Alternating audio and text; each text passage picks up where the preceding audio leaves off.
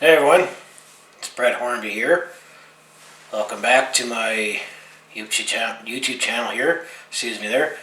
As I'm going to talk about one of the minor things I post on my channel here, and thanks for those who have responded and chimed in on my video. As definitely was a long one, talking about and recapping the 2019 federal election and give my thoughts and feelings on it.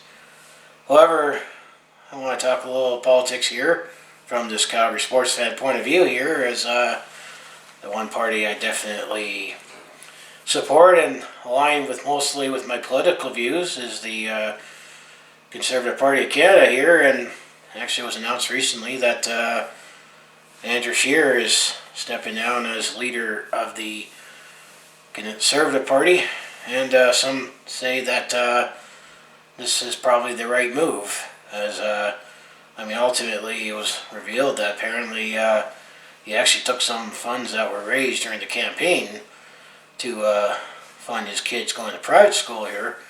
But it still seems pretty minor that for all the stuff that happened with Justin Trudeau and the Liberal Party, the blackface thing and the SNC Lavalin scandal, just to name a few, and also has just gotten this country more divisive than ever before, or at least back when during the Chrétien days, and when his dad, Pierre Elliott Trudeau, the late Prime Minister, got this country really divided, especially where I am right here in Calgary, Alberta. That there's definitely a reason why we did not elect a Liberal MP to Ottawa here, as we definitely don't support their policies here, and he's definitely not as popular because he's definitely an anti-West leader, and he's pretty much killing the goose that lays the golden egg for the rest of the country here. But that's another topic there. But that being said, some figured that this was an election for the Conservatives to win, given what came out during the federal campaign. And yes, the Liberals did lose their majority status. However, they still have a strong minority, and yes, the Conservative Party did gain some seats compared to the 2015 election here, but I'm going to say many of those seats were gained out west, where they're traditionally strong, where a few Liberals got elected then. So some say that the Conservatives, even though this was a winnable election, considering there were things working against the Liberal Party, that some figure that Andrew Scheer, although he looked very likable and bland, and I thought he was a young Stephen Harper, except with a little more of a smile, some say. Maybe it was his leadership that definitely was the reason why he couldn't propel them to victory. And ultimately what happened was, obviously, we knew all the support was going to be in the West for the Conservative Party here, and the major cities, especially Toronto and Montreal and Vancouver, they did not elect any Conservative MPs. And in the province of Quebec here, I think Andrew Scheer tried a little too hard to appease the Quebec voters, to the point that they got upset that Quebec voted for the Bloc Québécois party, which also what eroded into the Liberal majority here. So Andrew Scheer said he's going to resign as leader of the Conservative Party. I was going to stay on until the leadership convention is going to apparently happen next April 2020, which, who knows, that might be the next time we could be voting here, because we do have a minority government here. And although it still doesn't look good for the West here that the Liberals are in power and they could still form a coalition with the NDP or the Bloc Québécois, and definitely they don't support the best interests of the West here. However, let's speculate on who do you think is going to be the next person that's going to lead the federal Conservatives and hopefully actually get a stronger chance to forming the next government here. Me personally, before I go to the National Post article that lists a bunch of candidates here, one candidate I definitely came to my mind right away or a few, both male and female. I know the first one that came to my mind would definitely get lots of support right here in Calgary is Michelle Rempel. She's definitely a young, charismatic politician that definitely has the balls to step up and have the best interests for the West End's respected in Parliament there. Hopefully she could potentially throw her hat in the ring and take a run at this. However, another lady that I think would make a strong candidate to be the leader of the Conservative Party actually was the United Conservative Party current Premier of Alberta, Jason Kenney, that actually reached out to Rona Ambrose. And I'm surprised that she did not run for the leadership of the Conservative Party back a couple years ago, because she was the interim leader after when Stephen Harper stepped down after they lost their government status to the Liberals back in 2015 when they had the majority here, and Stephen Harper was Prime Minister for 9 years, went through 2 minority governments and then a majority government.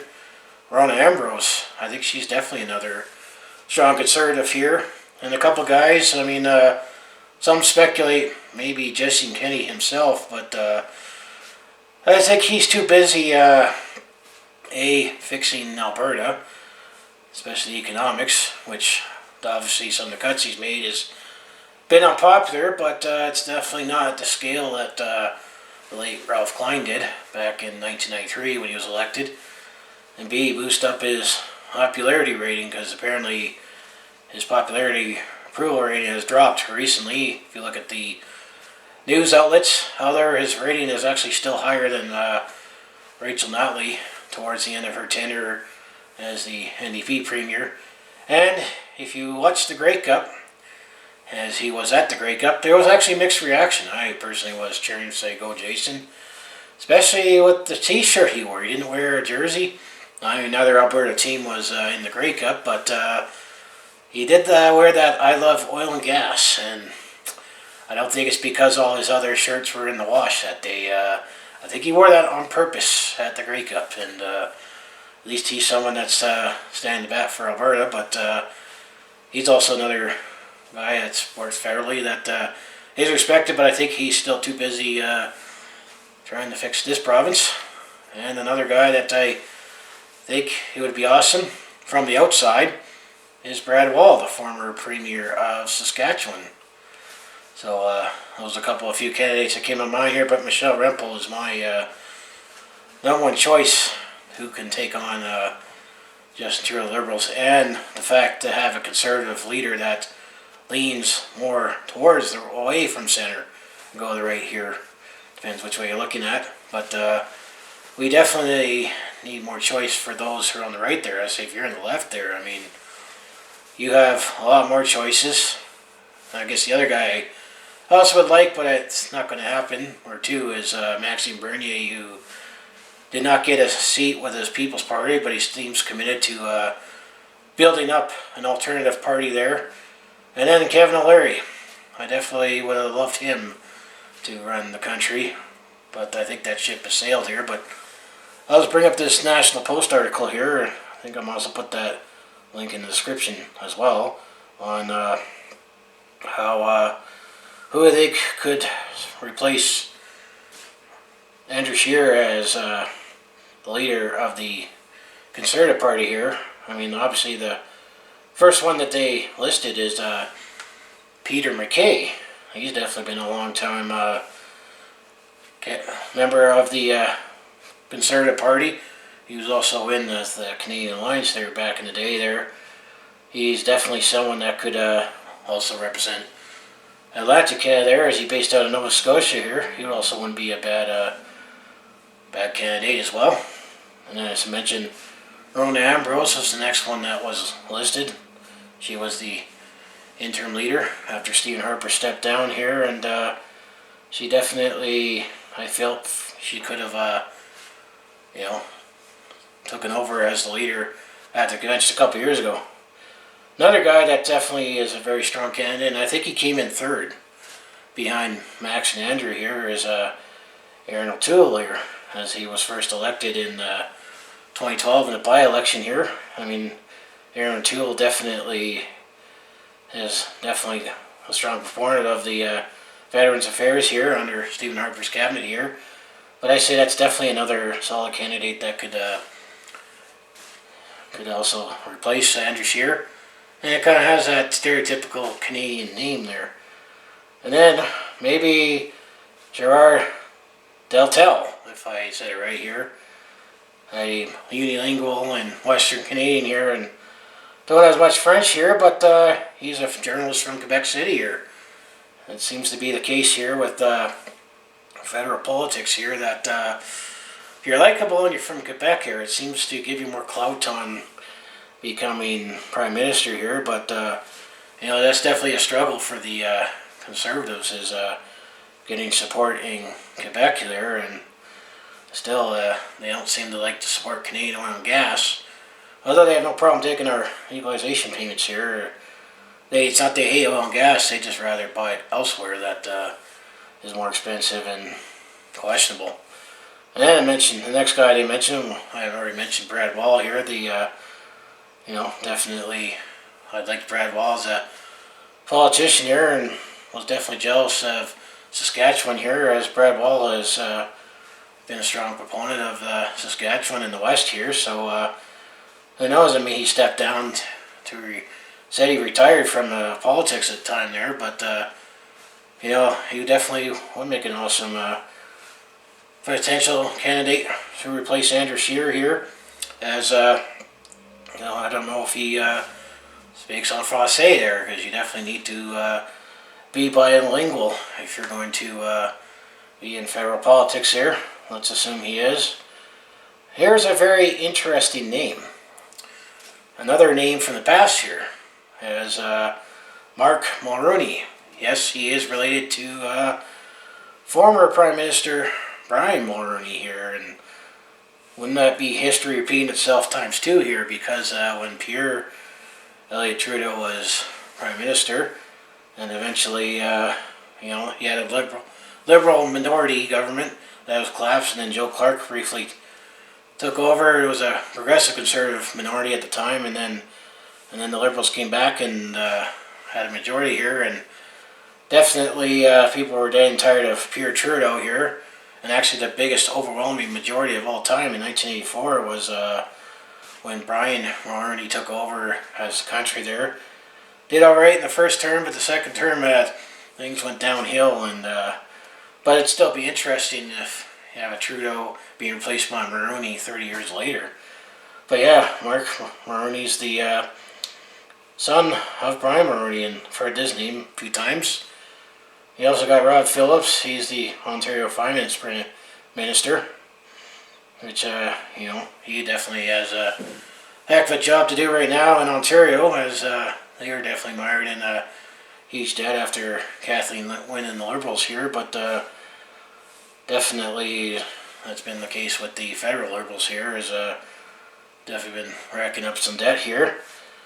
Although this is what the National Post lists, but I'm not too sure if I would want her. This is my personal opinion here, but Christy Clark, the former Premier of British Columbia here, where she was the leader of British Columbia from 2011 to 2017 before she lost to a coalition to John Horgan, and I believe his name's Andrew Reaver. Where definitely I was paying attention to that election back in 2017, that that's definitely why the pipelines have gotten a lot tougher to get through BC, because of John Horgan and having a very green socialist government here. But I know that even though she was a Liberal in British Columbia here, Liberals in British Columbia is almost equivalent to progressive conservative here, so I'm not quite sure if she would